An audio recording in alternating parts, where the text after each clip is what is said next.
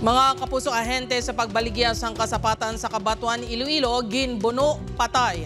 5 ka beses nga ginbuno sa lawas si alias Kenneth ang wala makilalan nga suspect sa Barangay Zone 3 kagabi. Sa investigasyon sang kapulisan, nasugatas ang biktima upos ang iya tiyo ang suspect kagin sa way bangod mapadulong ang lalaki sa suba. Naghingyo naman ang suspect sa biktima nga makasakay sa iya angkar-angkar apang nagpamaliban nini. Hinali na lang ginbuno ang suspect o kung sang suspect ang biktima. Gindala pa sa ospital ang biktima apang ginbawian sang kabuhi. Ginapahayag nga yara sa impluwensya sa makahulubong nga ilimno na ang suspect nga gilayon nga nagpalagyo. Padayon pa ini nga ginatumod kag ginapangita sang kapulisan. Posible ma'am kay ang tong nasugata nila ma'am nakainuman. So amon nga pag analisar daw natripan lang tumama ang aton nga biktima.